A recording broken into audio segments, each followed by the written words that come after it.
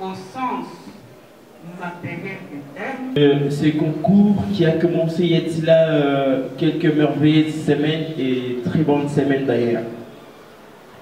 Justement, j'en profite de cette occasion pour commencer par jeter le flair au comité organisateur, commençant par le professeur Chibangou, sûrement qui sera là d'un moment à l'autre, pour cette idée, cet amour qu'il a à l'égard des étudiants de cette prestigieuse faculté. Il a décidé de mettre en place ces concours, mais aussi je jette le flair au comité cassationnel pour ce travail titanesque abattu durant leur mandat, aussi durant toute cette activité qui a fait naturellement bouger la faculté à chaque fois, et il s'observait un mouvement d'importance colossale dans des salles de classe, dans des activités, dans des répétitions, où on ne parlait que de cette activité, de ce concours d'importance colossale. En dehors de la cagnotte que nous en jet, rassurez-vous que cette activité est d'importance capitale, pour ne pas dire colossale. Et voilà pourquoi ça a suscité cette vive envie aux nombreux des étudiants qui sont venus justement pour s'acquérir de ces savoirs. Je ne sais pas si les participants sont dans la salle, je m'en vais également féliciter tous les participants, même ceux qui n'ont pas pu arriver à ce stade procédural. Et je pense que ça a été une très très belle expérience pour tout le monde, parce que vous vous souviendrez que lorsque les hostilités scientifiques sont lancées, cela profite non seulement à ceux qui participent comme partie prenante, mais aussi au public, parce que c'est la science qui se discute. Voilà pourquoi je voudrais également remercier et féliciter ce public qui était là du début jusqu'à ce stade, mais aussi aux finalistes. Je pense que Gandhi disait que le travail n'est rien d'autre que cet amour rendu visible, et que le fait pour vous d'être en finale voudra autrement dire que vous avez consenti assez d'efforts, vous êtes privé de beaucoup de choses pour arriver à ce stade. Et donc à vous également, je remercie, je jette des fleurs sincèrement. Mais aussi à ces corps scientifiques et académiques, que je vois même la présence du DT à vie, je vous remercie sincèrement, très cher Élie, parce que grâce à vous, grâce à votre parcours, rassurez-vous que votre présence constitue cette chaleur qui nous pousse sans cesse à pouvoir travailler. Travailler d'arrache-pied pour être sur vos traces. Et soyez là, accompagnez les étudiants autant que vous pouvez. Rassurez-vous que c'est quelque chose que vous mettez aux étudiants. Cela nous pousse toujours à pouvoir être sur votre chemin et pourquoi pas être comme vous demain. Et donc, sincèrement, merci de toujours être là et accompagner les étudiants. Et donc, voilà ce que je pourrais dire. Et dans le cadre de la vision des délégations facultaires, celle de pouvoir valoriser l'étudiant de la faculté de droit et de faire réunir la délégation facultaire, chaque étudiant devrait apporter sa pierre à l'édifice. Et cette manière, cette façon a été faite également par la Cassation de Toge Noire, qui est une grande structure, une grande association au sein de notre faculté. Et à travers cette activité, rassurez-vous que les étudiants sont outillés de beaucoup d'armes et armures d'ailleurs pour faire face tant au niveau national qu'international et tout ce qu'on peut avoir en termes d'exigences scientifiques. Et j'en suis très heureux. Et puisque le pouvoir m'a été accordé, le pouvoir de déclarer cette activité ouverte, je la déclare donc ouverte. Et de ce fait, que Dieu bénisse l'Université de Kinshasa, que Dieu bénisse la plus grande prestigieuse faculté, la faculté de droit, que Dieu bénisse la délégation facultaire et que Dieu bénisse la Cassation de Toge Noire, je dis et je vous remercie. Elle est armure et beau et classe, la préférée des juges qui siègent sur les places. La vie est un songe profond que seuls les juristes connaissent la mesure. Parce que pour lui, la vérité s'est fait ceinture. Demain, c'est fabrique aujourd'hui. Apprends à lire pour quand tu as un cerveau. N'attends pas la barre pour battre ton temps aux amis. Ça s'élève au soleil. Un soleil qui sommeille est un coup nu qu'il faut pour chasser alors. Réveille-toi, juriste. L'école du droit est une institution divine. Un empire qu'on devine. Un royaume des hommes feux, de ceux qui connaissent les royaumes de Dieu. Il est au monde d'un genre béni, une pharmacie de la justice. Un arbre aux fruits qui mérissent. Que ceux qui sont malades des crimes à court de tout lieu, qu'ils baissent les pieds de celui qui a dans sa droite les droits. Une lumière qui rassure nos pas. Demain, se fabrique aujourd'hui. Apprends à lire pour quand tu as un cerveau. N'attends pas la barre pour battre tam-tam aux ennuis. Ça c'est l'arbre au soleil. Un soleil qui sommeille est un faux nu qu'il faut pour chasser alors. Réveille-toi juriste. Négro spirituel, passion Fwamba, je vous remercie.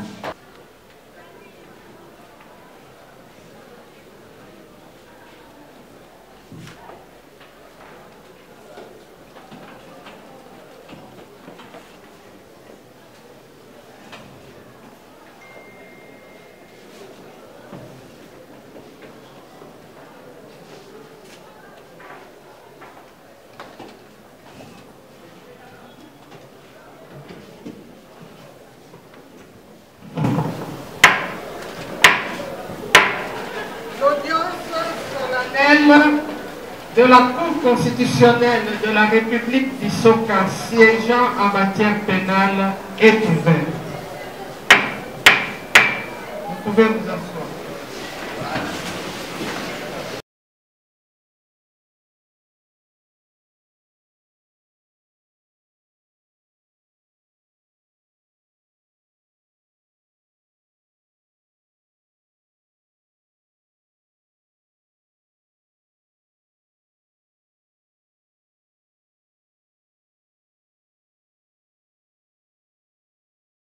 Après le Cour constitutionnel contre le prévenu dans l'affaire du détournement des deniers publics. Pour le compte du bureau du procureur. Lélengwa Petit Jean-Robert, avocat général, toujours pour le compte du bureau du procureur général. Département. Droit privé judiciaire. Honneur, Madame la Présidente, pour le compte du prévenu Moutoumabé, avocate Goyaka Iberut, inscrite au tableau du barreau près la cour d'appel de Kinshasa-Gombe, conjointement avec Maître Christopher Piana, inscrit au même barreau. Immunilitis se lève, quelques préalables d'ordre procédural. C'est ainsi que nous sollicitons de vous cela. Il est le propre même de l'avocat d'être du côté de ceux qui sont du mauvais côté de la barre. Tragédie judiciaire, les bons sont du mauvais côté de l'histoire. Vous avez, s'il vous plaît, 10 minutes pour ce préalable. Mais je vous rassure, Madame la Présidente, qu'il est plus préférable d'être du mauvais côté de l'histoire, mais d'être par contre du bon côté de la justice.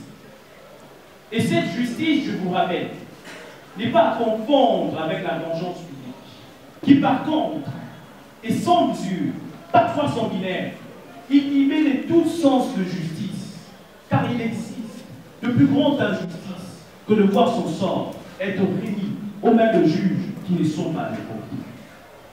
Comprenez là, Madame la Présidente, que la défense entend soulever deux exceptions. La première est une exception détonatoire de compétences de votre cour, et la deuxième est une fin de non-recevoir de l'action du procureur général en raison de l'irrégularité de la procédure de mise en accusation.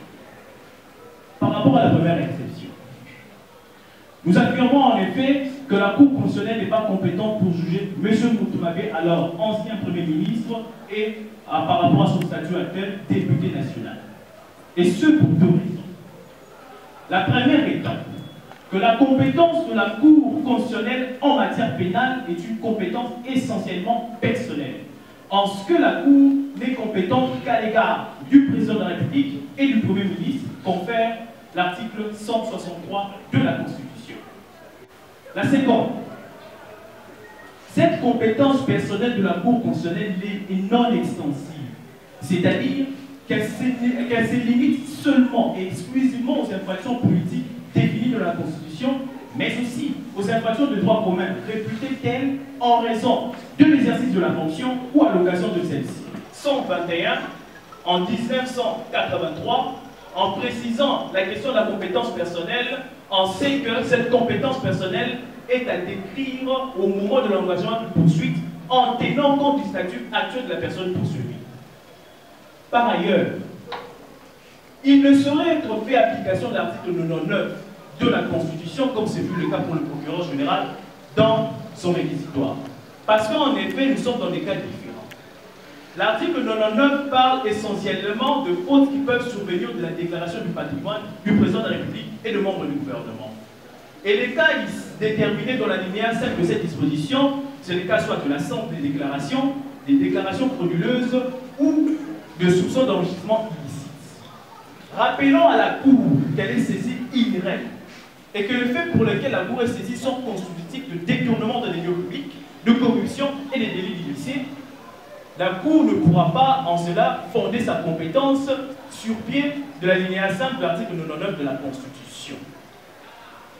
Et c'est ce que renseigne le professeur et notre vieux maître, Nyabirungu Mwenotsola.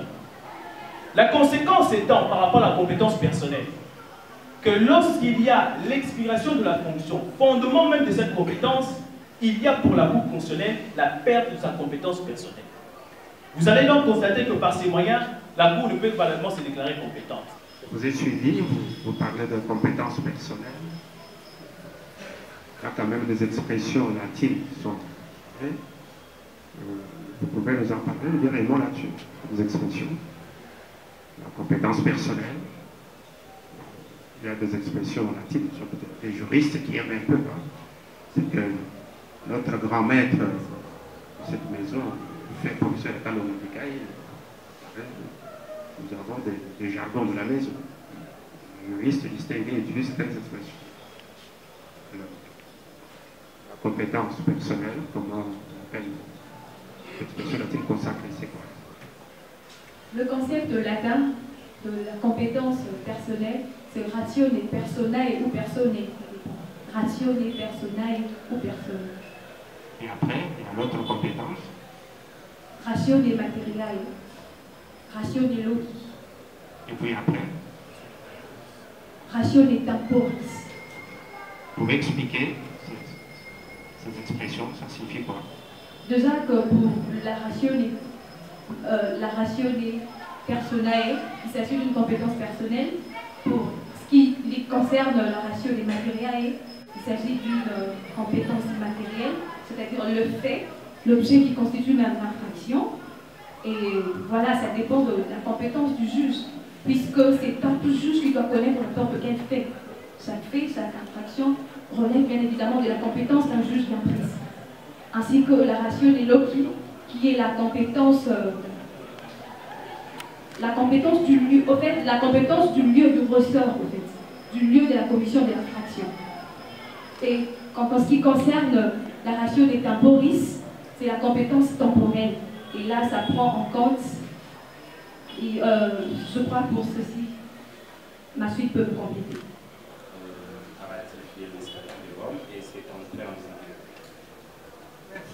On va continuer, je crois qu'il vous reste peu de minutes. 3 minutes pour les préalables. Voilà. J'étais tantôt disant qu'il ne peut être fait référence au récent arrêt de la Cour de cassation concernant l'affaire de détournement de l'ex-ministre de la Santé, Oli Ilunga, en ce que nous sommes aussi dans des cas diamétralement opposés. Et pour cela, je tiens à attirer l'attention de la Cour sur le contenu de l'article 72 de la loi organique sus-évoquée, qui dit ceci. Le procureur général près la Cour de cassation exerce les fonctions du ministère public près cette Cour, et ce compris l'action publique. Il peut cependant, sur injonction du ministre de la Justice, initier ou continuer à initier toute instruction préparatoire portant sur les faits infractionnels qui ne ressortent pas de la compétence de la Cour de cassation. Limitons-nous. Partons du principe, et ce en référence à l'article 153, alinéa 3, que la compétence de la Cour de cassation en premier et dernier ressort est une compétence exclusivement personnelle. Si la loi a autorisé le procureur général près cette Cour à instruire pour les infractions qui ne relèvent pas de cette compétence, cela revient à dire que la loi a admis pour la Cour de cassation une compétence ultra personnelle. Cela veut dire qu'il s'agit en effet d'un cas de prorogation de compétences expressément autorisée par la loi.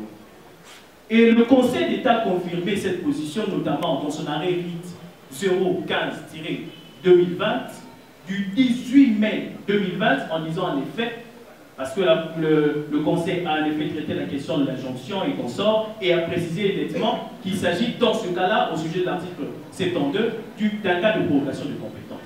Mais vous comprendrez que ce n'est pas le même cas pour la Cour constitutionnelle. Car nulle part, vous verrez, dans son règlement intérieur, moins encore dans la loi organique qui organise et traite la question de son fonctionnement, faire allusion à une prorogation de compétences. Et pour s'en convaincre, à la lecture de l'alinéa 2 de l'article 14, bien sûr l'alinéa 2 aussi de l'article 102 de cette loi organique, il n'est reconnu pour le procureur général près la Cour constitutionnelle que d'instruire relativement à la compétence personnelle de la Cour de cassation, de la Cour constitutionnelle, c'est-à-dire qu'en faveur du président de la République et du Premier ministre. Constatez donc que la Cour, sur tout point de mesure, est incompétente. Et rapidement, au sujet de la recevabilité de la requête, nous disons que le principe en matière de loi de procédure est le principe de l'immédiateté. Ce principe veut à ce que les lois de procédure s'appliquent en tenant compte du statut actuel de la personne poursuivie.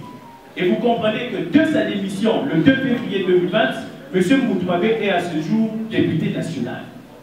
Et tant que telle, la procédure qui doit être suivie, c'est la procédure relative à la compétence personnelle de la Cour de cassation. Et la loi portant procédure devant la Cour de cassation, article 69, précise en effet que la personne qui a reçu compétence de diligenter la procédure en la matière, c'est le procureur général près la Cour de cassation. Et c'est confirmé par l'article 102, alinéa 8 du règlement intérieur, dont il est membre de l'Assemblée générale, de l'Assemblée nationale, précise aussi que c'est le procureur général près la Cour de cassation. Or, dans les cas d'espèce, le bureau de l'Assemblée nationale a été saisi par qui? Le procureur général près la Cour constitutionnelle. Et la conséquence étant que si l'organe judiciaire qui a diligenté la procédure n'avait pas reçu compétence de le faire, la procédure est alors irrégulière, et en cas d'irrégularité de la procédure, elle biaise l'action du ministère public et c'est s'il doit être déclaré recevable. Et pour votre juridiction, présentez-vous toujours le nom. Moukédi Nathan. En effet, votre juridiction est bel et bien compétente à juger M. Moutouabé. La compétence est définie par la doctrine comme étant une aptitude qu'a une juridiction de connaître d'une affaire. Gérard Cornu.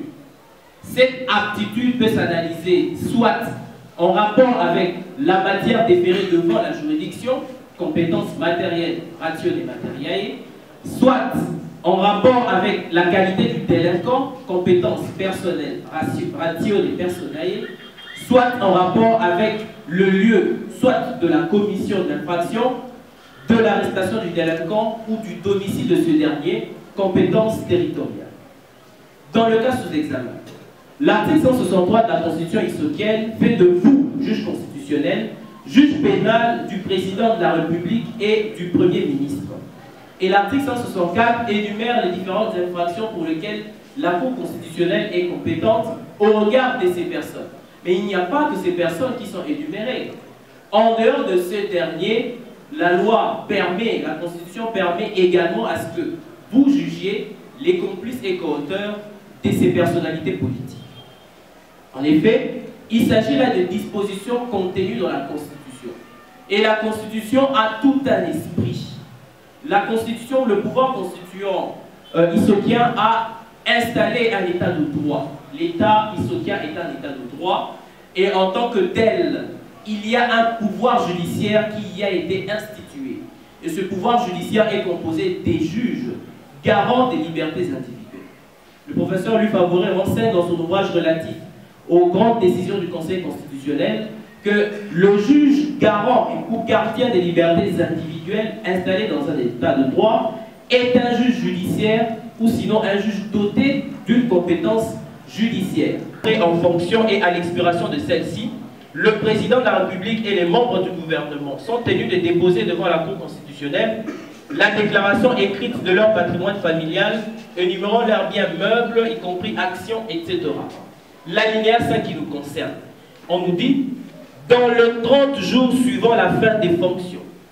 J'attire l'attention de la Cour sur cet alinéa. Dans les 30 jours suivant la fin des fonctions, c'est-à-dire des fonctions de président de la République et des membres du gouvernement, y compris le Premier ministre. Ça veut dire donc qu'à ce moment, on est en face des autorités qui ont anciennement exercé ces fonctions sus-évoquées. Cela veut dire Cour constitutionnelle pour le président de la République et le Premier ministre, ici devenu ancien de 30 jours, ou les membres du gouvernement pour la Cour de cassation, ici devenus anciens, selon le cas.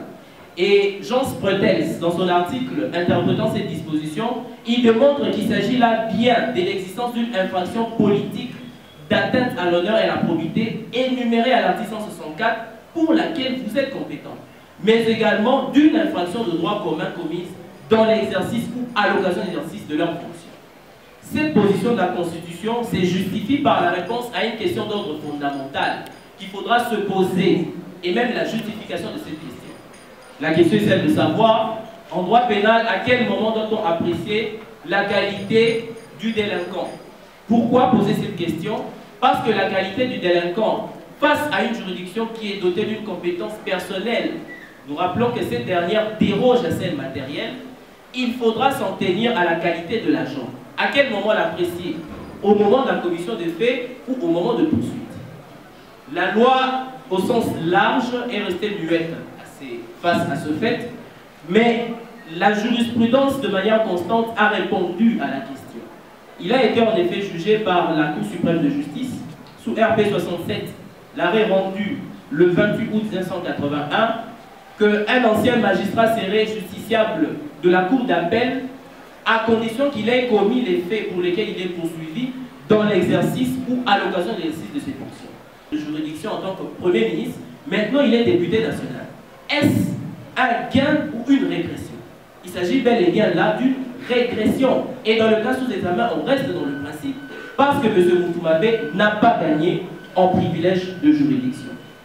De même pour l'exception qui a été soulevée relativement à la recevabilité ou à l'irrecevabilité de l'action, nous vous prions d'accorder la parole à la suite pour rencontrer ce fait.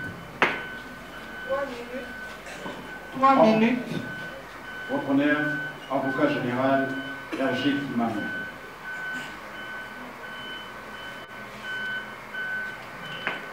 Repreneur, la partie adverse soulève les déclinatoires et se fonde à un argument aussi cynique que caustique.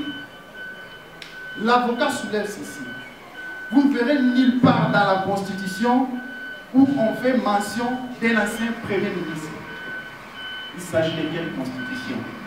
La Constitution de la République du Soviet. En effet, votre honneur, l'article 99, alinéa 5 de la Constitution de la République du Soviet prévoit clairement, à des termes aussi clairs, que dans le 30 jours suivant la fin des fonctions, faute de cette déclaration, ou en cas de la déclaration frauduleuse ou des soupçons d'enrichissement sans cause, la Cour constitutionnelle ou la Cour de cassation est saisie selon le cas pour le président de la République et le Premier ministre, mais aussi d'autres membres du gouvernement. À la lumière de cette disposition, l'on comprend qu'ici, le président de la République et le Premier ministre sont poursuivis, pas parce qu'ils sont en fonction, mais ils ont déjà perdu la fonction, mais au regard des faits qu'ils auraient commis à l'exercice de la fonction. Donc cet argument ne mérite pas d'être évoqué devant votre cour. En effet, quant à la recevabilité de cette action, parce que la question de la compétence a été vidée. Monsieur le juge Kaloumé. Monsieur le procureur général, notre compétence selon vous, c'est quoi, monsieur? Mais la loi est claire. La question de la compétence, comme vous le savez, en matière judiciaire, est d'ordre biblique. C'est-à-dire, c'est la loi ou la Constitution qui doit prévoir la compétence.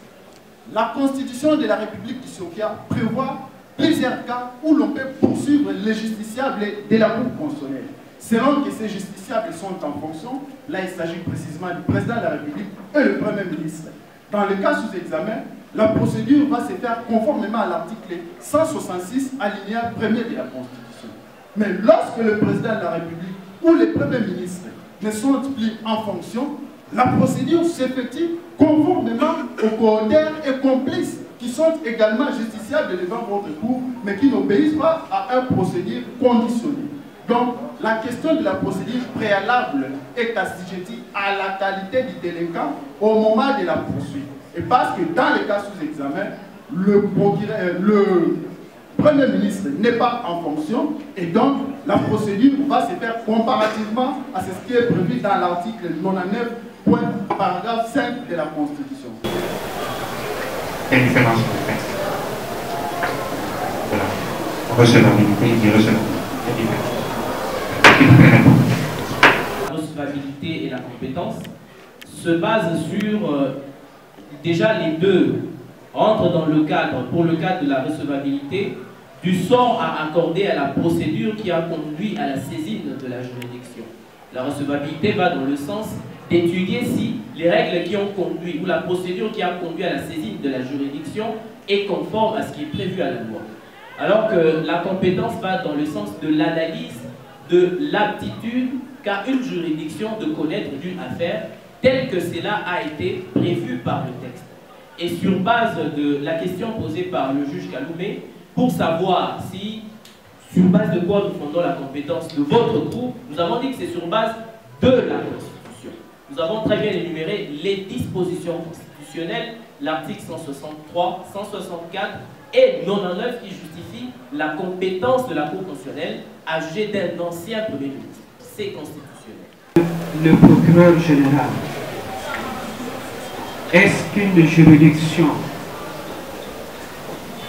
qui se déclare incompétente peut-elle sous-tendre une irrecevabilité d'une action par elle saisie? Négatif. Négatif. Une juridiction qui se déclare incompétente n'a plus l'aptitude de traiter d'autres questions de forme et de fond qui relèvent de la même affaire. Déjà, donc, dès que la juridiction se déclare incompétente, il est inopportun que cette dernière traite de la question de la recevabilité, encore moins du fondement de l'affaire. Depuis en fonction. Mais attention, actuellement, il est député national. Et comme député national, la procédure pour poursuivre un député national est également prévue par la Constitution de la République du Sud. En cela, il faut lire l'article 107 en linéa 2e et 3 de la Constitution de la République du Sud qui dispose en ce sens. Le poursuite contre, dans l'alinéa 2e, il est dit ceci.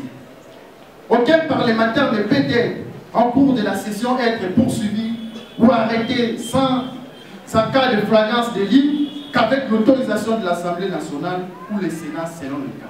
Et l'alinéa 3e, en dehors de la session, aucun parlementaire ne peut être arrêté qu'avec l'autorisation du bureau de l'Assemblée nationale. Les votes de la présente requête sur pied de principe, c'est l'avocat général Augustin Mokomo. Nous étions d'accord disant que l'avocat de la défense se fonde sur le principe de l'immédiateté pour parler de l'irrecevabilité de la présente requête. Et la question que nous posons à la défense en passant par votre cours est de savoir dans quel cas s'applique les principes de l'immédiateté. Quelle est la loi nouvelle ici en cas d'espèce pour évoquer ces principes? C'est juste une question de précision. Merci. Nous avons conclu. Merci. Une minute à la défense, si elle estime qu'elle veut. Les jointures Lomba Mamba sont de fonds publics, parce que cela a été démontré. Je reste du fait que la jointe venture Lomba Mamba a signé un contrat administratif pour le but, pour le compte d'intérêt général, et donc ces fonds ne sont rien d'autre que des deniers publics. Alors, c'était prévu par le droit au Rwanda. Nous passons. Maintenant, je voudrais savoir l'élément matériel de l'infraction de détournement que vous soutenez. Quels sont les actes précis par lesquels, les actes matériels par lesquels vous estimez que l'infraction du détournement des deniers publics a été réalisée par le prévenu? oui, ça c'est... Vous avez la parole. Merci Madame la Présidente pour enchérir à quelques questions qui ont été posées. Je pense que les formes de société, Monsieur le juge, ça a été dit, il y a 5 formes de société. Et quant à la question de la nature des fonds il est bien clair que ce sont des fonds publics. Pourquoi? Parce que c'est destiné à répondre à un intérêt général. Cela a été déjà répondu. Et en revenant sur les actes matériels sur lesquels nous nous basons pour démontrer l'infraction des détournements de deniers publics en chef du prévenu poursuivi par devant votre cour. Nous avons d'abord commencé par poser des bases pour dire que les éléments matériels ressortent de l'article 147 et suivant, parce que la loi elle-même prend soin d'énumérer les actes pouvant tomber sur le coup de l'infraction du détournement des deniers publics, parmi lesquels figure le détournement de cette somme d'argent de 450 millions de dollars américains destinés ou qui a été remis à la société Joint Venture. Et c'est sur base de ça qu'il a été démontré d'ailleurs, pour dire que dans cette société, dans la narration de fait par le procureur général, il a démontré que l'épouse du Premier ministre, ici poursuivi par devant votre cour, a une grande part sociale dans la somme qui a été affectée à ces travaux. Donc c'est sur base de ces actes matériels que nous soutenons le chef de cette infraction. Et pour poursuivre avec notre prestation, vous allez comprendre que, outre l'infraction des détournements des deniers publics, il y a l'infraction des corruptions que nous reprochons aux prévenus ici présents. Oui, l'infraction des corruptions. Cette dernière se trouve être prévue par l'article 149 et suivant du Code pénal historien. Mais outre cet élément légal, on se pose la question de savoir est-ce qu'il existe-t-il les éléments matériels de cette infraction? Si oui, où peut-on situer, où peut-on tirer ces éléments matériels? Les juges est saisi de fait. Techniquement, d'après notre maître, le doyen Kalongo, comment cela pourrait-il se dire de manière élégante?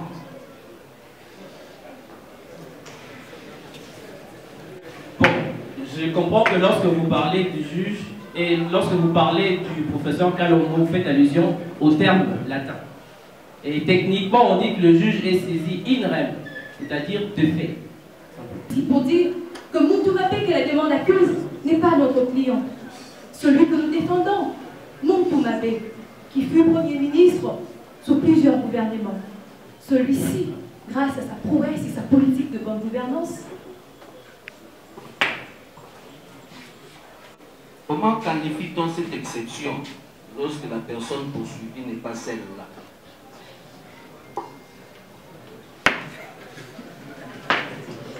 Merci, monsieur le juge, pour la question telle que posée. Et quant à ça, nous avons un expert dans le collectif qui peut répondre. Il s'agit de l'avocat Christopher Piana. Partant du principe que le juge est saisi in rem et in persona, et que si la personne qu'on poursuit n'est pas en réalité la personne que nous défendons, la conséquence c'est que le juge ne sera pas saisi à l'égard de ce dernier. Et donc c'est un moyen de non-saisie de la juridiction, parce que la juridiction est saisie lorsque, en principe, d'après les actes de saisie de la juridiction, qui en matière pénale peut consister à une citation directe ou une citation à prévenue, si la personne citée n'est pas la personne qu'on défend, la Cour ne peut pas être saisie à son égard. N'est-ce pas un moyen d'irrécevabilité sur la mauvaise direction? Le moyen d'irrécevabilité sur la mauvaise direction, bien sûr, c'est aussi l'une de modalités révises, mais reposant essentiellement sur la saisie, on peut éventuellement aussi soulever un moyen de non-saisie. Paru, ayant même déjà plaidé, n'ayant pas éliminé l'itis, soulevé la mauvaise direction, est-ce qu'à ce stade, dans la procédure, vous n'avez pas prouvé l'irrégularité? En point de nouvelle, c'est dit que cette couverture se fait de façon expressive. Ce n'est pas simplement le fait de comparaître qui consiste à une couverture. Mais vous constaterez en effet que la partie prévenue est de bonne foi. Et la partie prévenue a constaté que le procureur général a commis une erreur. Et en effet, nous allons plaider au fond contre cette. Et vous allez encore donner la parole à l'avocate pour vous donner les véritables dessous des cartes. Vous avez la parole. Merci encore une fois pour le droit de la parole, Madame la juge présidente. Nous étions en train de dire que le Premier ministre Moutoumapé, grâce à sa prouesse et sa politique de bonne gouvernance, plusieurs projets du gouvernement ont réussi. Et le dernier projet qui a réussi sous son égide est celui lancé en 2005 le projet qui consistait pour le gouvernement de procéder à l'extraction d'eau douce et du pétrole pour le compte de l'intérêt général. Et tout en sachant que l'ANEP, entreprise publique de l'État qui s'est occupée de la réalisation de ces travaux, était placée sous la tutelle du Premier ministre. Mais alors, plus tard, en 2008, il s'est révélé sur la surface du sol de la partie est de la République la présence de nappes phréatiques. Il fallait donc pour le gouvernement de prendre urgemment de mesures pour pouvoir procéder à la distribution de ce sol. Et donc, il était important de lancer la phase 2 du projet en 2010. Cependant, nous aimerions attirer l'attention de la Cour à ce stade. En 2008, il y a eu une transformation des entreprises publiques en services publics, en établissements publics, en sociétés commerciales, et celles atypiques qui ne remplissaient pas de conditions et n'étant pas en mesure d'apurer leurs dettes étaient dissoutes et liquidées. Et l'ANEP étant donc transformée en société commerciale, soumise au régime de droit commun, ainsi qu'aux dispositions dérogatoires relatives à la loi sur la transformation des entreprises publiques, n'était plus placée sous une quelconque tutelle du Premier ministre, mais elle était désormais placée sous l'autorité du ministre ayant le portefeuille dans ses attributions. Et vu cette fois-là la technicité requise pour la réalisation de la phase 2 du projet, l'ANEP a conclu un contrat de marché public avec, je précise, les sociétés Lomba et Mamba en joint venture. Votre honneur, une autre confusion. La demande dans son mémoire, page 4, retient les accusations contre Lomba Mamba, qui n'est qu'une jointe venture, un simple accord de collaboration.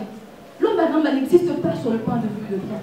Soit que la demande se donne des luxes d'accuser tout le monde n'importe comment, mais que la demande nous dise qu'elle est en train d'accuser Lomba Mamba, que nous qui sommes en train de défendre le profil Moutoumabé puissions arrêter de plaider, sortir de cette salle. Individuellement, soit encore poursuivre les deux sociétés en coréité, chose qui n'a pas été faite. Juge présidente, votre honneur, même si nous devons aller plus loin, alors concéder que Lomba Mamba s'agissait d'une société en participation, mais elle n'a pas de personnalité juridique, on ne peut donc pas l'extraire devant la justice. La Cour en tirera toutes les conséquences. Et qu'à cela ne tienne, poursuivons le fait. Puisqu'il s'agissait d'un projet du gouvernement, le Premier ministre Moutoumabé ne s'est limité qu'à donner de l'ordre politique en tant que chef du gouvernement. Concernant le fonds alloué pour la réalisation de travaux, cela était sous l'autorité du ministre ayant le budget dans ses attributions. Celui-ci qui en avait un pouvoir de droit en tant qu'ordonnateur, bien sûr, conformément à l'article 156 de la loi organique de 2011 sur les finances publiques. Ces fonds furent transférés à l'ANEP qui en avait le pouvoir matériel. Pareilles sociétés peuvent-elles rester en justice? Sociétés dépourvues de personnalité juridique. Peuvent-elles rester en justice? D'autre part, pareilles sociétés peuvent-elles être assignées en justice? Vous voyez ma question? D'un côté, est-ce qu'elles peuvent rester? D'autre côté, est-ce qu'elles peuvent être assignées? Je voudrais votre réponse. Merci, madame. Merci pour la parole accordée ainsi que la question.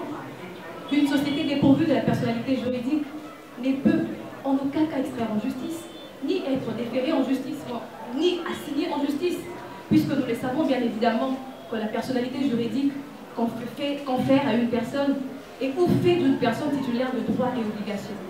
Et parlant de droits et obligations, est pris en compte et même le droit pour la personne d'extraire en justice. Et puisque une société n'a pas de personnalité juridique, il n'a pas lieu, et ce qui concerne le cas sous examen, la jointe venture, si la demande veut que nous puissions leur concéder qu'il s'agissait d'une société en participation, elle n'a pas de personnalité juridique, elle ne peut donc pas être extraite en justice. Et mon confrère veut me compléter. Merci.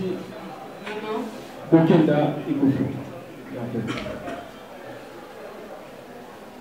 Merci Madame la Présidente pour la parole. Si Ramondana, ce que vient de dire ma consoeur, Et donc vous vous rendrez compte qu'une société qui n'a pas de personnalité juridique ne peut pas être poursuivie en justice.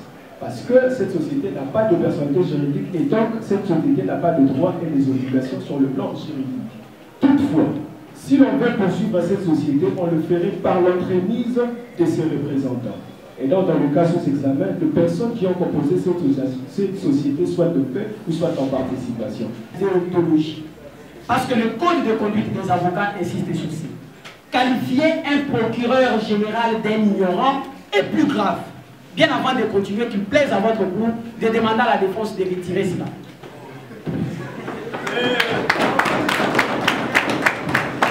Je vous demande de retirer vos propos sur la personne du procureur général. Et maintenant, le procureur général est remis dans ses droits. S'agissant de notre réplique, à ce qui nous concerne, dans les propos de la défense, je ne réponds pas à la question de la Cour. Mais quant à la question sur la couverture de l'irrégularité, vous allez vous rendre compte que l'avocat de la défense fonde ses arguments sur une doctrine. D'ailleurs, dans les premières audiences, du 9 au 10 juin, votre cour a posé la question à la défense ici présente. Quelle est la force probante de la doctrine? Pourquoi la défense doit-elle toujours évoquer la doctrine pour soutenir ses accusations ou sa défense devant votre cour? C'est triste. Parce que même dans la force obligatoire des sources de droit, à la cour d'instituer la doctrine. Par la suite, on vous apporte un papier. Je précise un papier. Cela n'est pas le réquisitoire du procureur. Parce que le réquisitoire du procureur ne peut pas se fonder sur un papier. Vous avez notre réquisitoire, bien blindé. Et quant à ça, on dit qu'il y a dénaturation. Mais ne cherchons pas à détourner la cour. Ne cherchons pas à utiliser l'argument pour fuir.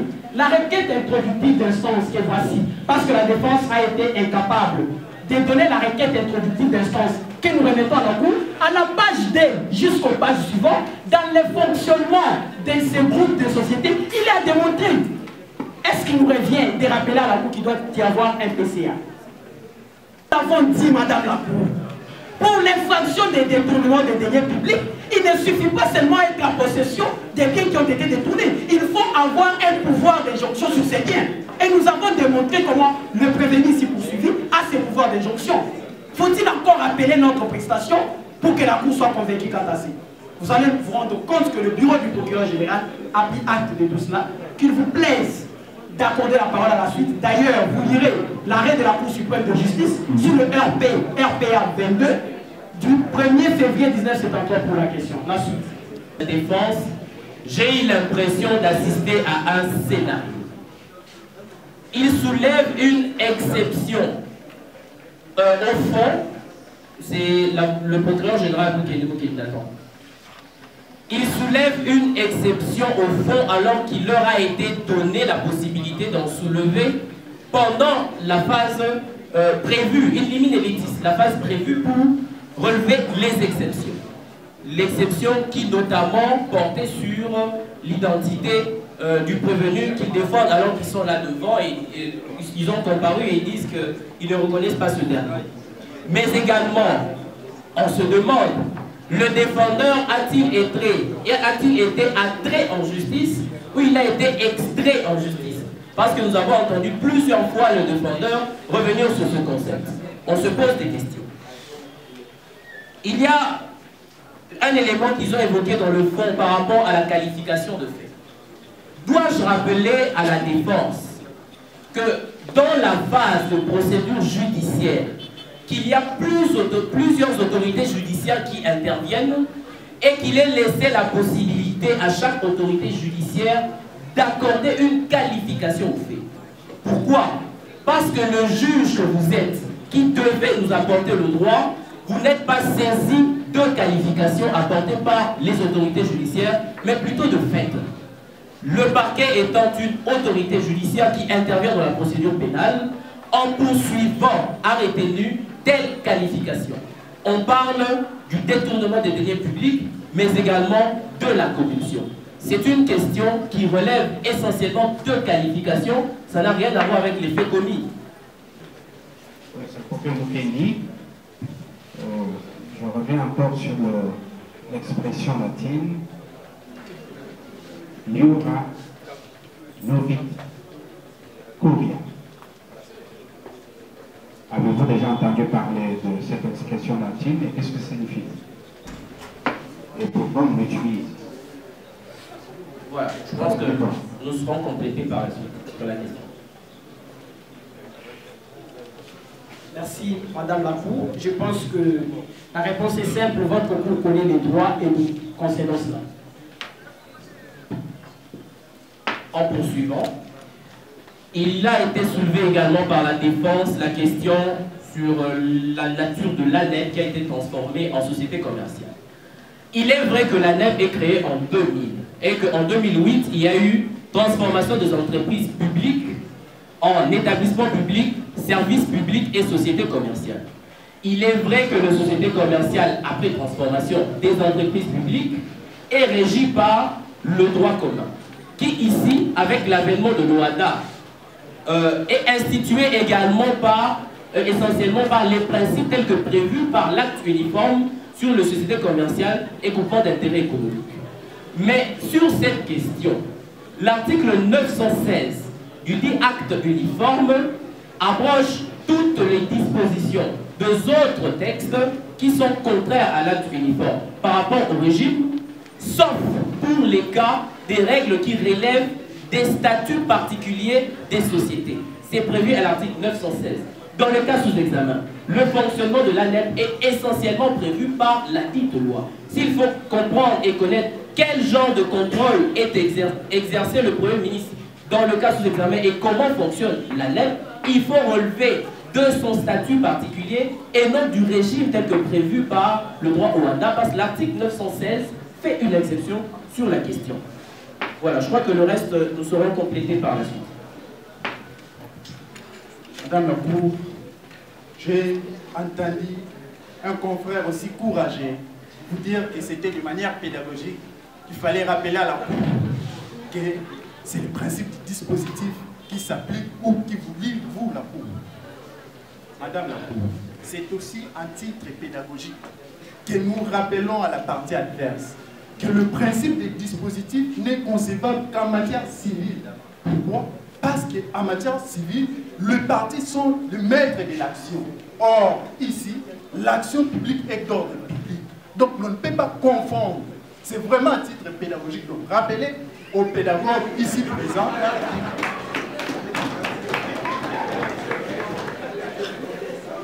Silence, s'il vous plaît. C'était juste une précision, comprenez. Accordez la parole à la suite. Merci, madame. Général, oui.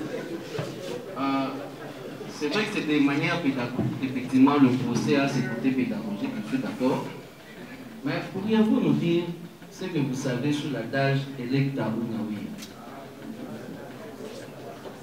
Merci beaucoup. L'adage Electa Unawia veut dire tout simplement que lorsque les partis choisissent une voie, ils ne peuvent plus recourir à une autre voie. Voilà ce que veut dire ce principe. Merci Madame la Présidente pour la parole accordée sur abondamment. Je reviens sur l'infraction des délits d'initiés. En réalité, il n'y a pas contradiction entre les dispositions de l'article 165, alinéa 3 et 78. Les dispositions de l'article 165, alinéa 3 qui ont été bandies par le procureur général devant votre juridiction, c'est pour montrer les personnes en même de commettre cette infraction, cette incrimination des délits d'initiés. Et l'article 78 donne un prolongement de compréhension sur l'infraction des délits d'initiés. C'est-à-dire que le Premier ministre ou le Président de la République, selon les cas éventuellement, peut être reconnu coupable d'infraction des délits d'initiés, et ces délits d'initiés peuvent être même vus dans le contexte de passation de marché public. C'est ainsi que la loi sur les marchés publics énonce un principe phare et crucial qui est la transparence dans toutes les procédures relatives à la passation de marché public. Alors nous ne nous sommes pas trompés. Lorsque l'on parle de marché boursier, ici les marchés boursiers ne doivent pas être vus de façon restrictive. Mais c'est une vision panoramique. Pourquoi? Parce qu'il existe le contexte du droit du commerce international. Et vous le savez aussi bien que moi, que l'État congolais, même en ce qui concerne la vente, même en ce qui concerne la vente de certains diamants, va vendre à la bourse de Toronto et faire revenir les capitales au niveau de l'État congolais pour profiter aux finances de l'État. Ça n'a rien à voir avec. En conclusion, d'accord, en conclusion, notez par ailleurs que même une société dépourvue de la personnalité juridique existe sur le plan juridique, parce qu'il existe des sociétés constituées, simplement constituées, c'est-à-dire signer l'acte, les statuts, et déposer ces statuts au niveau du greffe de la juridiction consulaire territorialement compétente. Elle existe. Même si on va dans le contexte de ce statut non collectif, lorsqu'un actionnaire meurt et qu'il doit y avoir normalement perdre la personnalité juridique, il y a un délai de 2 ans qu'on accorde. Terminé. Tout à fait. La parole en dernier au prévenu ou à ses conseils. Volontaire et légal. Mais est-ce que la loi, à savoir le décret du 6 août 1959, a prévu les modalités par lesquelles une partie peut comparaître volontairement devant une cour? Non. Et quand la loi ne dit rien, que doit-on faire? Recourir à d'autres sources de droit. Et c'est pour cela le professeur Antoine Rubens, en interprétation de l'arrêt de la cour d'appel d'Elisabethville, aujourd'hui Lubumbashi, a en effet dit que la comparution volontaire ne pouvait être faite par la simple présentation du parti devant la cour. Il faut qu'ils entendent expressement qu'ils sont saisis à l'égard de leur parti par comparution volontaire. Elle doit être expressive, c'est pourquoi nous avons recouru à la doctrine. Au sujet de la tutelle, pour les avocats généraux qui se veulent être pédagogues, je rappelle que nous sommes en droit administratif et que la tutelle est légale. Nous ont-ils mis une loi qui prévoit la tutelle du Premier ministre sur les sociétés commerciales? L'ont-ils prévu? Non. Parce qu'en effet, les sociétés commerciales de l'État, sociétés du portefeuille, sont gérées, hormis leur statut, par des lois.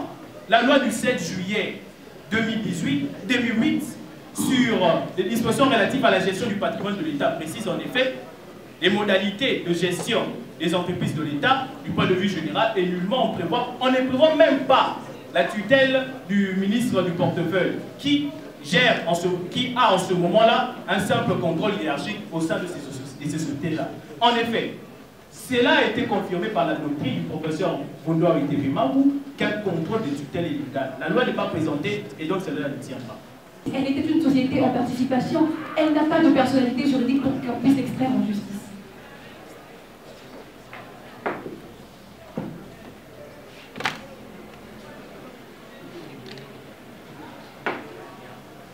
Madame la Cour, double sidération négative. Pour une première fois, devant votre juridiction, le ministère public nie son propre réquisitoire.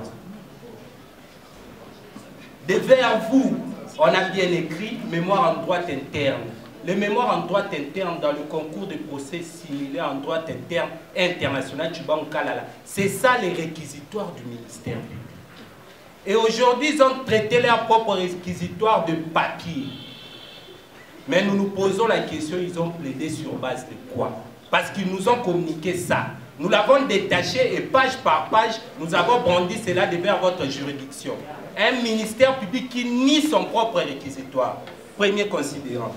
À ce qui concerne la question relative à la démonstration, devant votre juridiction, nous nous attendons en réplique à l'adolescence à démontrer en quoi le prévenu Muntumabe a posé des actes de détournement et de corruption. Le ministère public vient demander à ce que l'on applique le code de déontologie des avocats. Mais l'on se pose encore une question. Certes, nous avons retiré nos mots, mais est-ce qu'ils ont pu apporter des preuves matérielles attestant que notre client, M. Muntumabe, a participé à des actes de corruption ou encore moins des actes de détournement de deniers publics? Mais aussi pour chuter, un avocat général est venu faire une chute en cascade en disant une société dépourvue de la personnalité. Je retire naturellement le mot en disant que le simple fait de déposer les dossiers au guichet unique de création d'entreprise, GUS en sigle, octroie une sorte de personnalité juridique à une société pour poser les actes. Mais c'est faux. Il faudrait lire l'article 99 de l'acte uniforme portant sur le droit de société et groupement d'intérêt économique. Une société commerciale a une personnalité juridique au moment de son immatriculation au RCCM et non au moment du dépôt des dossiers. Madame la Cour, passez donc la parole à la suite pour parfaire. Merci Madame la Présidente. Madame la Présidente, vous avez entendu tout à l'heure que l'accusation était triste. Ici pour nous l'occasion de dire au procureur général que nous compatissons nous aussi.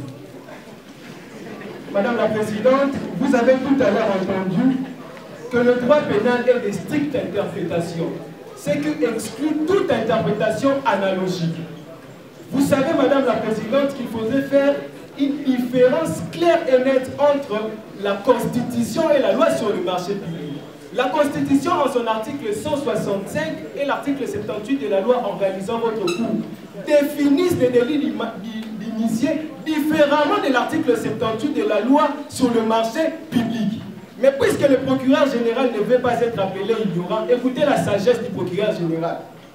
Que le Premier ministre peut quitter la République, aller dans la bourse de Toronto, aller signer et faire de n'importe quoi. Madame la Présidente, est-ce qu'ici il est question de bourse? Nous sommes dans un contrat administratif, plus particulièrement dans un marché public.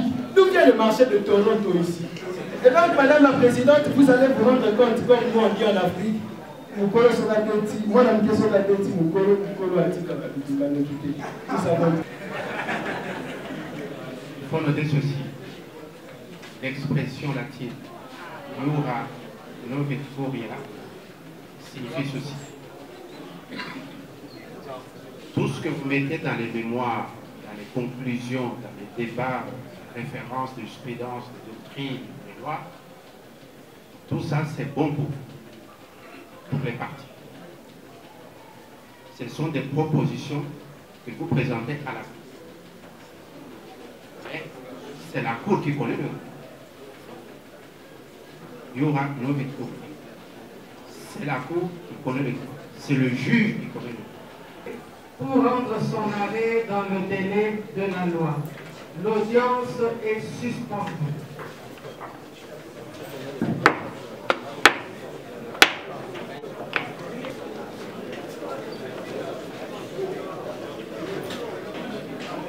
Bien, nous attendons dans 30 minutes la suite des hostilités. Cette fois-là, ça sera en droit international.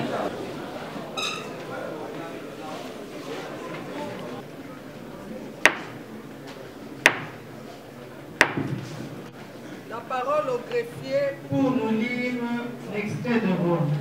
Inscrit à l'extrait du rôle, il s'agit de RCIJ en cause la demande de la République fédérale de Limpopo contre la République socialiste de Bonobo dans l'affaire d'agression.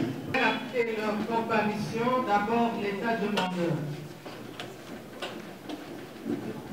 Madame la Présidente, pour le compte de la République fédérale du Limpopo, la demande est bien présente dans la salle.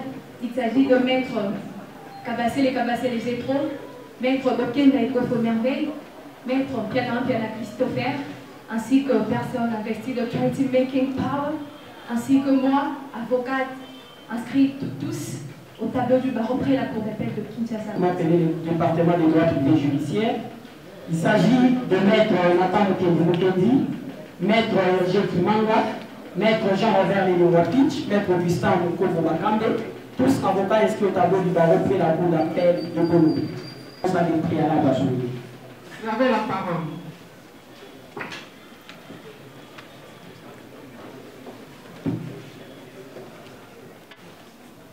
Madame la Présidente, juge de la Cour, il est de principe que la défense puisse soulever certains préalables, lesquels doivent être actés par la Cour sous peine de certains malentendus.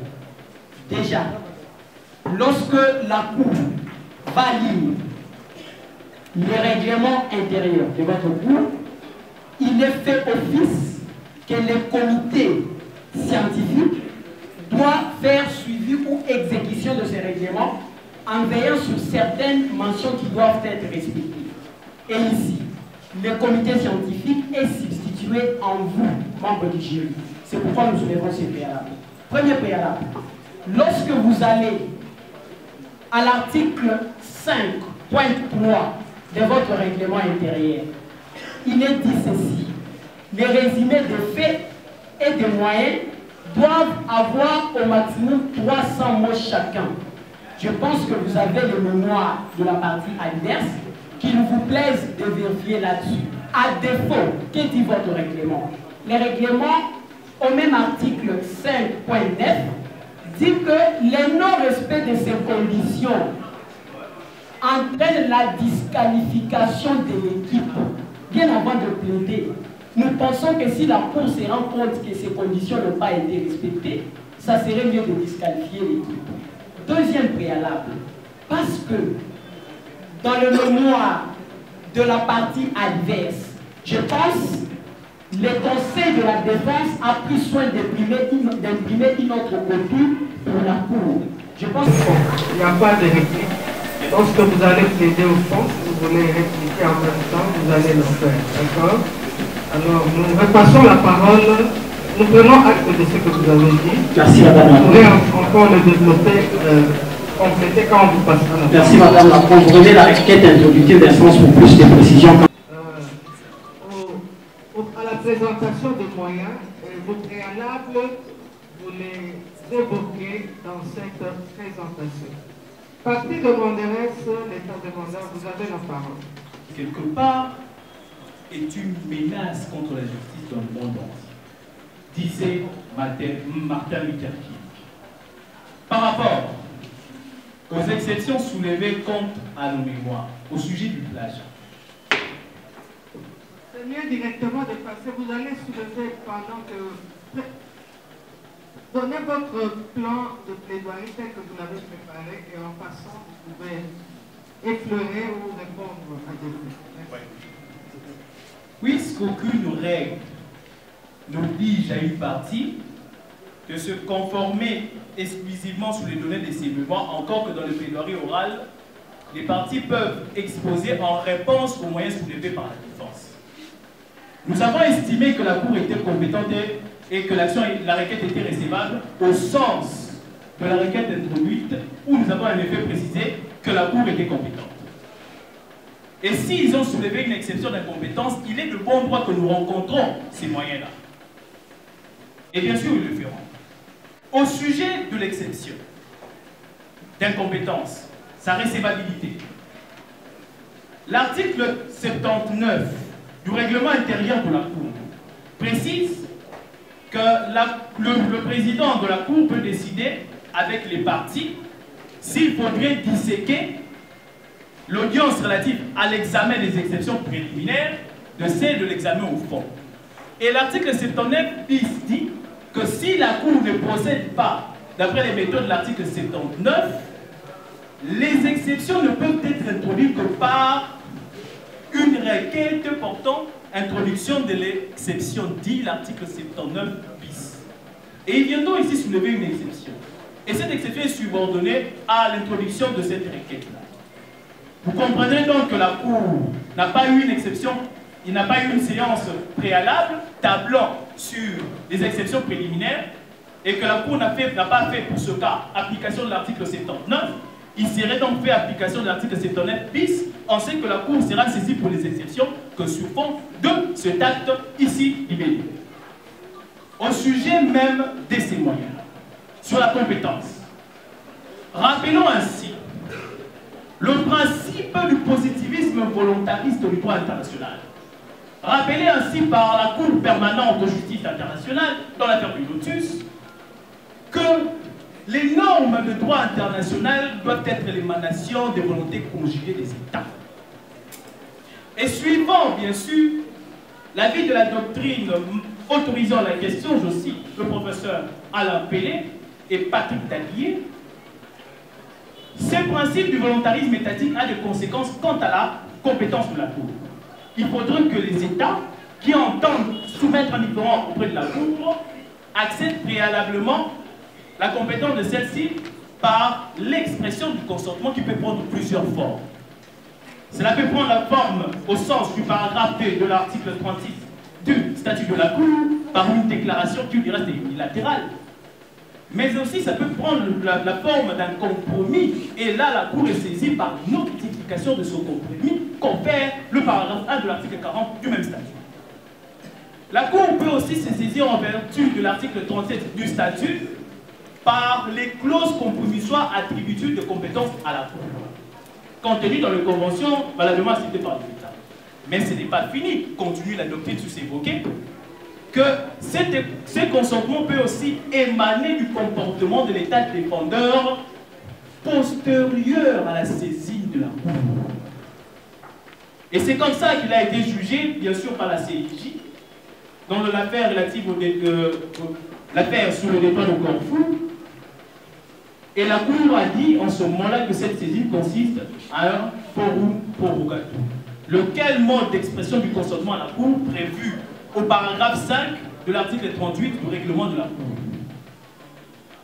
Et comme il a été jugé par la Cour dans plusieurs affaires tablant sur sa compétence, notamment l'ordonnance du 14 mars 1953 relative à l'affaire sur l'incident aérien opposant les États-Unis d'Amérique contre l'URSS, mais aussi l'ordonnance du 17 juillet 1952, cette fois-ci dans l'affaire Antarctique, la Cour s'est déclarée dans ces deux affaires étant compétente sur base du forum prorogatoire. Et au sujet de cas en espèce, vous verrez dans l'arrêt, le récent arrêt de la Cour à ce sujet, dans l'affaire opposant la République démocratique du Congo contre le Rwanda, affaire sur les activités militaires au Congo, nouvelle requête, la Cour a réfuté le moyen de la République démocratique du Congo en ce qui fondait le forum prorogatoire par la simple comparution des parties au procès. Mais la Cour ne s'est pas limitée là. La Cour a motivé en disant qu'elle ne peut se saisir sous base du forum prorogatoire en sait que le Rwanda ne s'est limité que pendant toute la procédure attardée que sur les exceptions des compétences et des recevabilités. Il se serait saisi, en effet, il s'est déclarant compétent si, en dehors des questions préliminaires, le Rwanda tablait sur des questions au fond. Mais ce qui n'est pas le cas pour la République socialiste du Congo.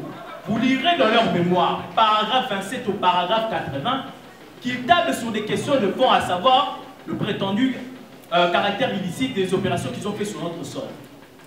Et donc vous comprenez que par le comportement de leur République socialiste du Congo, ils entendent accorder ce consentement à la Cour sur base du forum prorogatoire.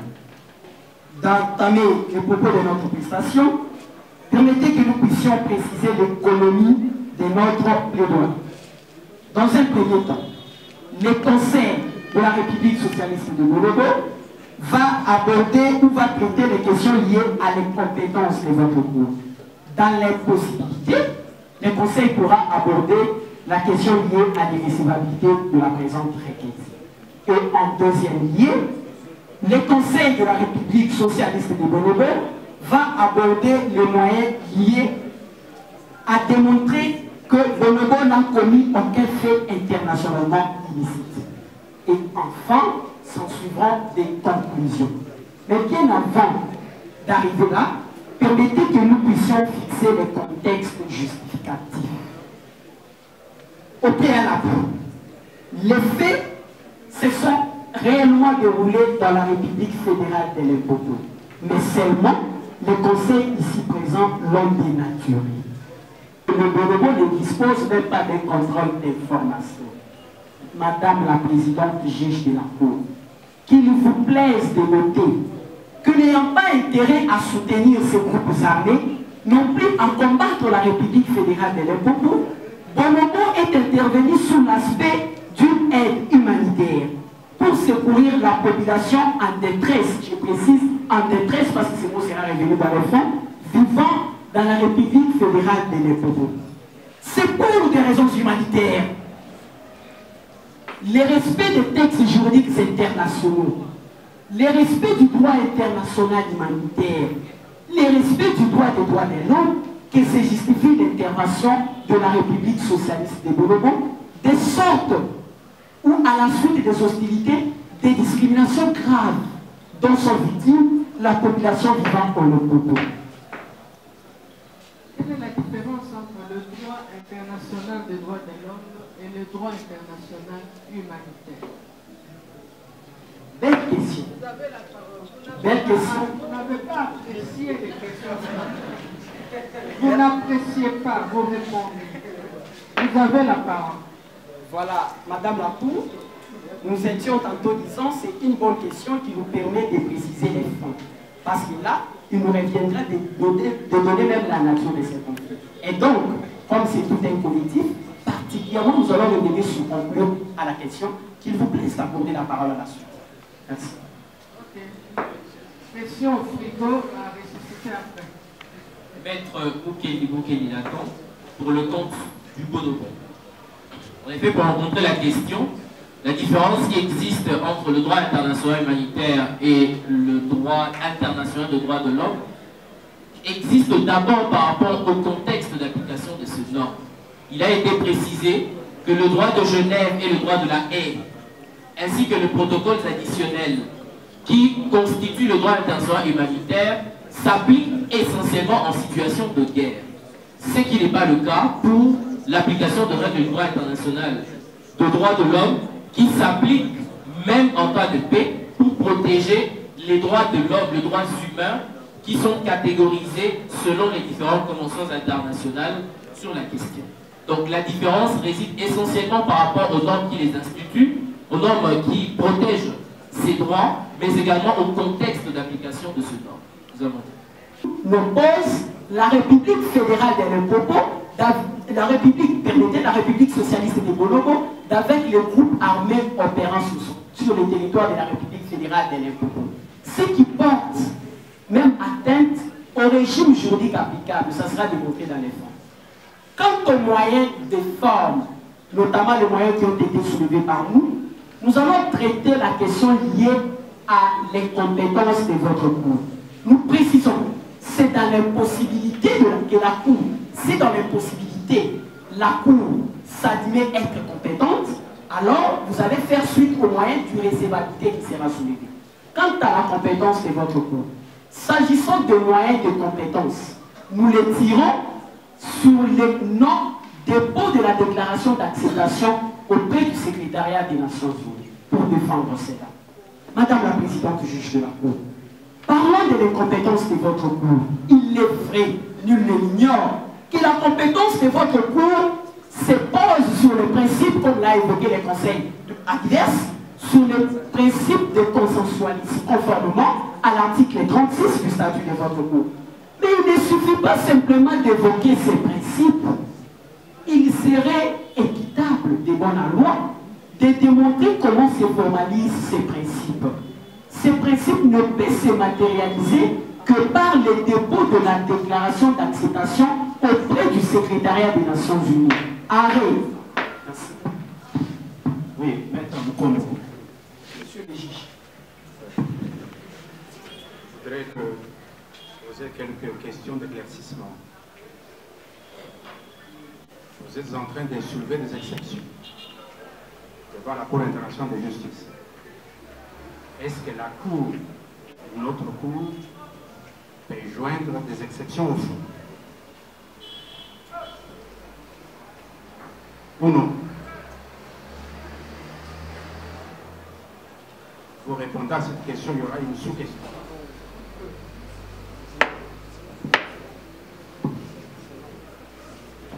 Merci, Madame la Cour. Je pense que la Cour connaît le droit. Face à cette question, vous allez vous rendre compte que c'est non, parce que ce sont des questions préalables qui sont soulevées. Mais toutefois, en vertu de votre pouvoir, vous pouvez en juger. Je pense que je peux me faire compléter par la suite, avant la question incidente. Ouais. Le principe, comme l'a dit mon confrère, votre cour ne doit connaître d'une affaire que lorsque les parties ont consenti et lorsqu'il les soumet devant. Mais quand, au moment de joindre l'affaire au fond ou régler cela en préliminaire, l'article 36 toujours du statut de votre cour, paragraphe 5, précise que vous avez la possibilité également de joindre cette exception au fond afin d'en décider. Donc, Lisez tout simplement la loi. Au regard de la loi, plutôt, la question est clairement définie. C'est RG qui manque. C'est quoi intérêt? Voilà, je pense que le confrère pourra venir pour. Et la différence entre intérêt et droit. Intérêt, droit.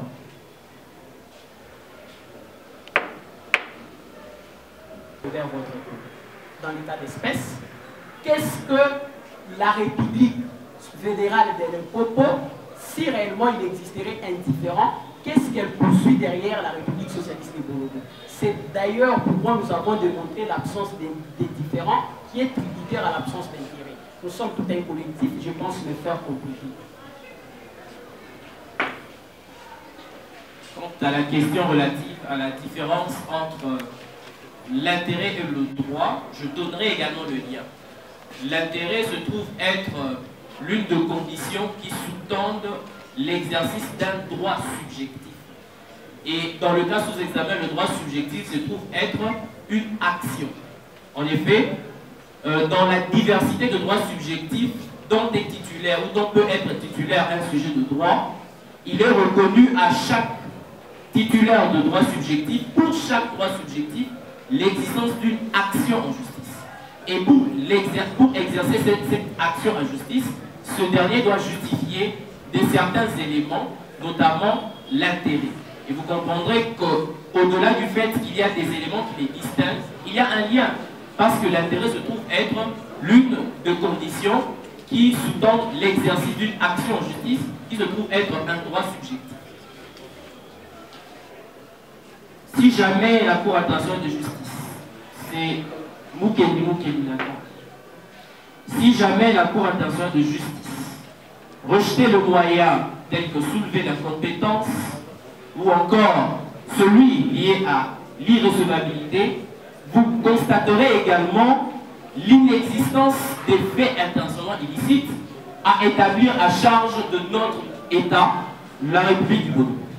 En effet, un fait intentionnellement illicite est défini par le projet d'article sur la responsabilité de l'État pour faire intentionnellement illicite, en son article 2, où il est très clairement dit qu'il y a fait intentionnellement illicite de l'État lorsqu'un comportement consistant en une action ou une omission, 2 points. A est attribuable à l'État en vertu du droit international et B constitue une violation d'une obligation internationale de l'État.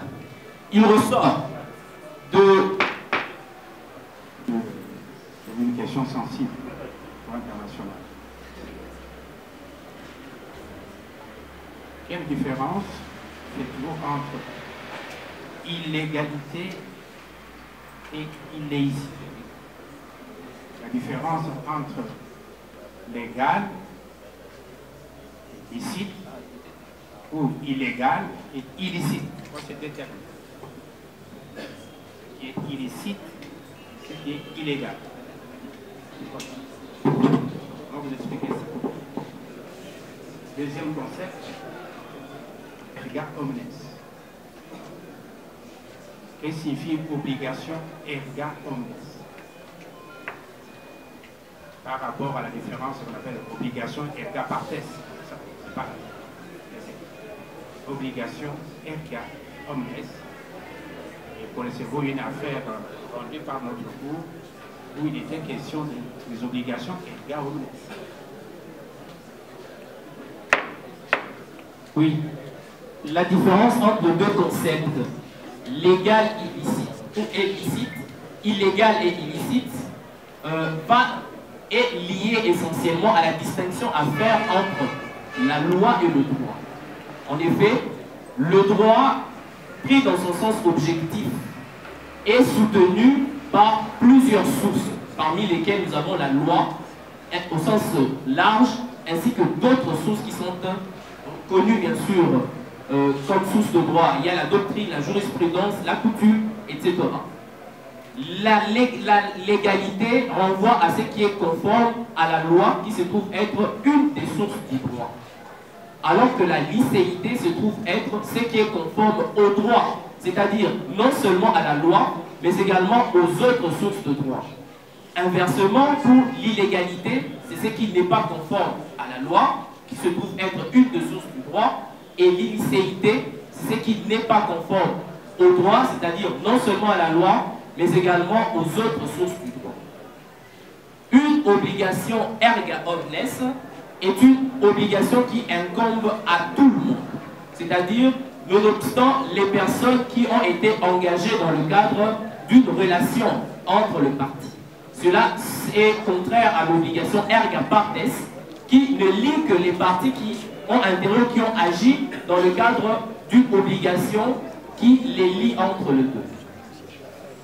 Voilà, il y a une précision qui sera complétée par le confrère.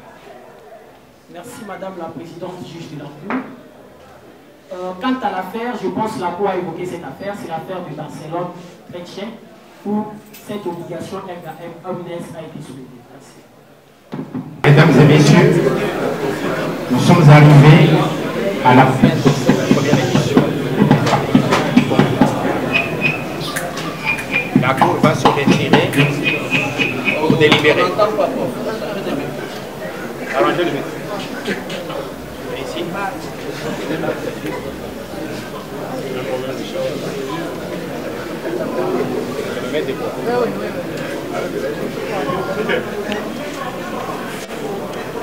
Je disais ceci.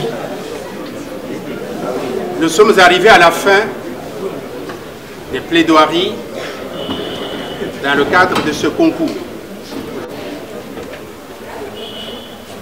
Je tiens vraiment à féliciter, à remercier tous les étudiants. La cassation de Toge Noir, tous ceux qui ont vraiment décidé de consacrer leur temps, leurs énergies, les plaideurs, les organisateurs, mais aussi mes collègues, professeurs membres du comité scientifique, qui ont donné le meilleur d'eux-mêmes. Je vois les étudiants qui sont là depuis des heures et des heures, qui sont venus assister. Nous avons conçu ce concours pour aider la jeunesse, les étudiants, pour que nous arrivions à former les meilleurs étudiants dans notre maison. Vous voyez des professeurs qui sont là depuis le matin.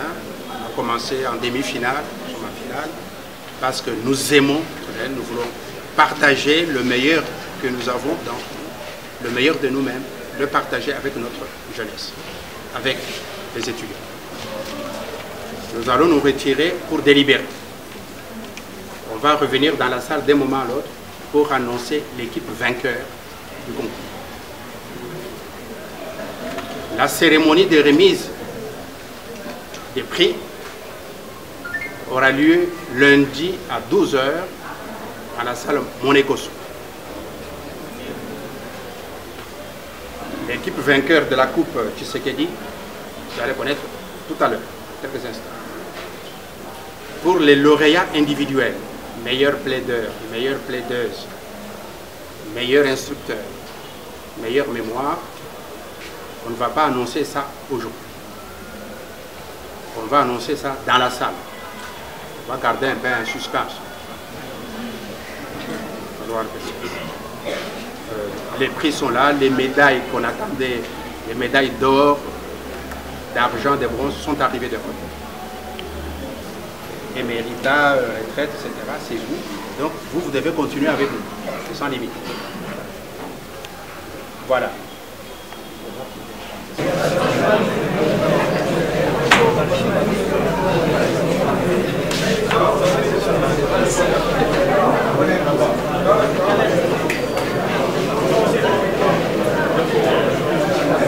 Les résultats par la Cour.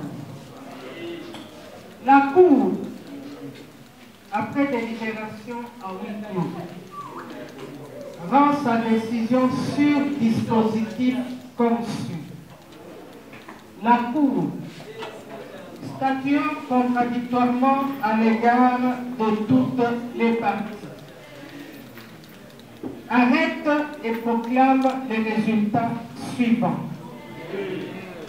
Article 1er.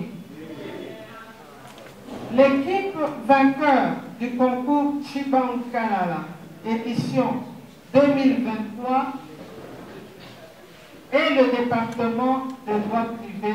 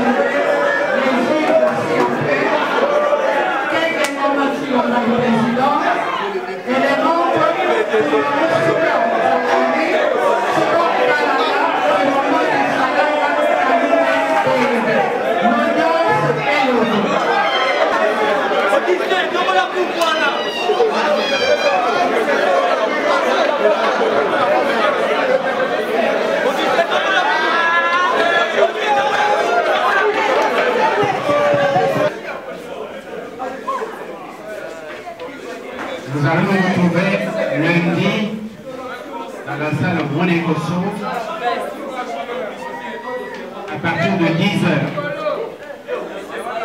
Je vous ai demandé de bien vous habiller parce qu'on va procéder à la remise des prix, des médailles et des trophées.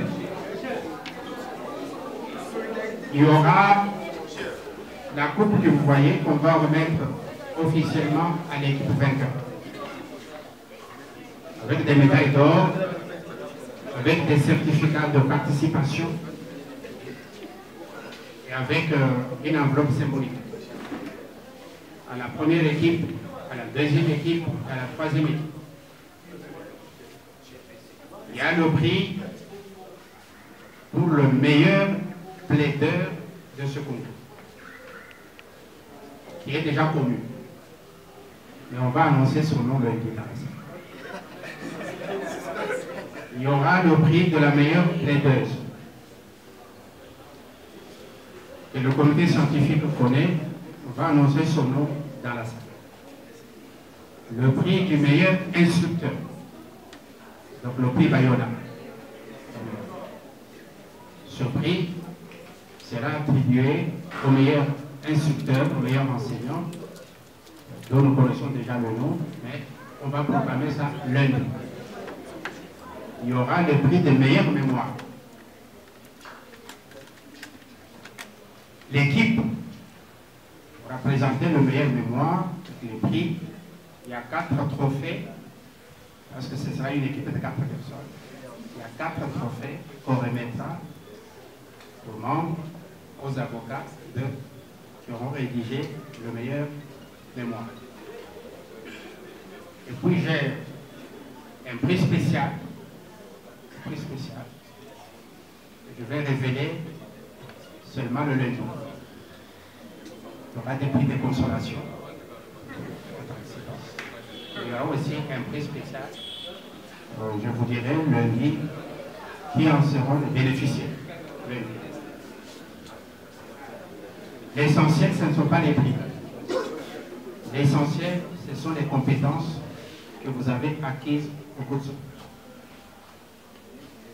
Mes collègues que vous voyez et moi-même, nous sommes heureux de savoir que finalement tout n'est pas perdu. Avec le concours, nous avons eu des révélations. Des étudiants et des étudiantes vraiment brillants qui ont fait un effort extraordinaire de maîtrise du droit, de réplique, de connaissance. Ceux qui ne font pas partie de l'équipe vainqueur ne signifie pas que, ça ne signifie pas qu'ils ont des vérités. Mais dans une compétition, c'est parfois les meilleurs. Vous avez beau vous distinguer dans votre équipe, mais à la fin du match, bon, malheureusement, on va vous battre à 2 ou 3 minutes de la fin du match. Peut-être que vous avez bien joué. C'est la loi de conditions humaines. Donc il ne faut pas vous décourager.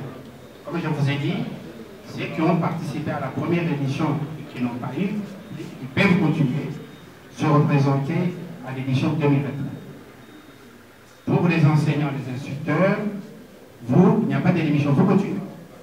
Vous pouvez avoir des médailles, des trophées autant que vous voulez. Vous restez dans l'équipe parce que la décision que nous avons prise au niveau du comité scientifique, c'est que nous comptons sur vous pour vous transmettre le flambeau, la flamme de la science, du savoir, des connaissances, quand nous allons quitter cette maison, à cause de l'âge et d'autres choses. Félicitations encore une fois, vous avez été brillants, vous avez donné le meilleur de vous-même et nous sommes très fiers de vous, contents de vous. Et ce concours va continuer. Tant que cette faculté vivra, le concours vivra. Va pas.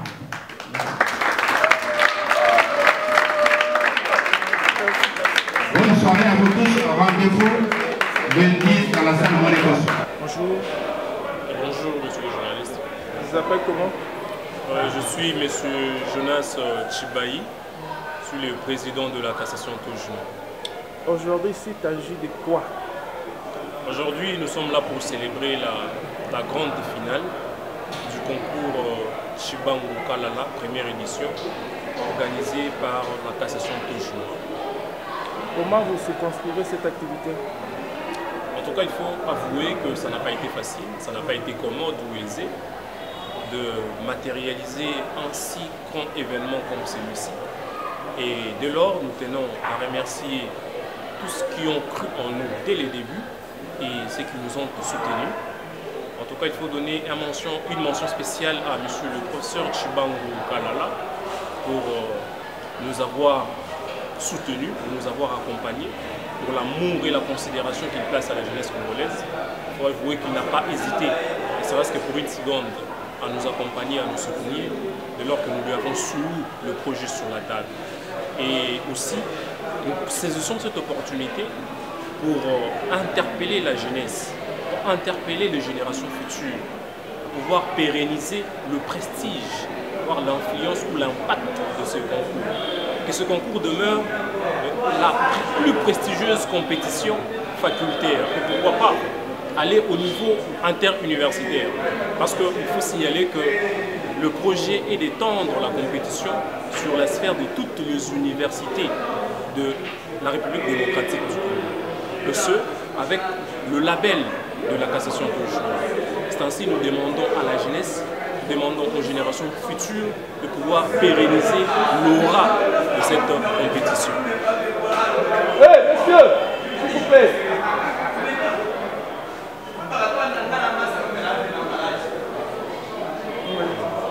Nous demandons en tout cas à la jeunesse, nous demandons aux générations futures de s'approprier ces projets, de s'approprier ces concours et de pouvoir la pérenniser, la compétition de génération en génération avec la même aura, avec la même influence, le même prestige.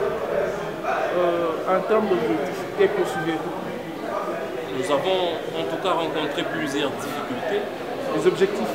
Les objectifs. Le concours poursuit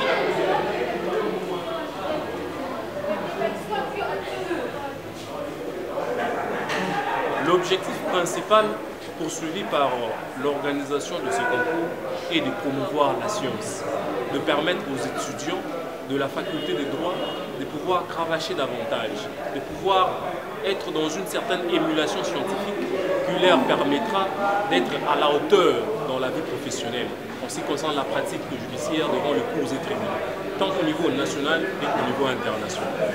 Ça a commencé quand il y avait combien d'équipes au départ? Au départ, le concours a connu sa première événement. Les amis, s'il vous plaît, on est en train de travailler. Chef. Maxime, vous nous dérangez. Autant à Kelele.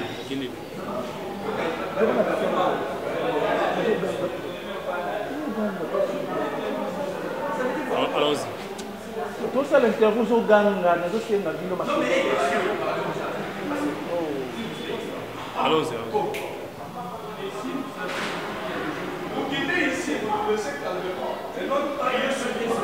Allons-y.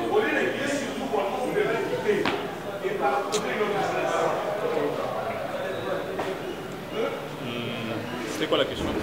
Au départ, il y a eu combien d'équipes et l'activité a commencé quand? Attends, c'est l'autre partie là. Il y avait de bruit. Bon, reprenons les objectifs. L'objectif principal poursuivi par ces concours est de permettre aux étudiants de la faculté de droit d'être dans une certaine émulation scientifique en leur permettant d'assimiler les notions de droit interne et de droit international, ce qui leur va pousser à être à la hauteur dans la vie judiciaire, dans la vie professionnelle, tant devant les cours et tribunaux internationaux que nationaux. Bon, au départ, il y a eu combien d'équipes et l'activité a commencé quand? Le concours a été lancé le 14 avril 2023 et au départ, il y avait 36 équipes. 36 équipes constituaient chacune des 4 membres. Et aujourd'hui, nous sommes restés en finale qu'avec 2 équipes.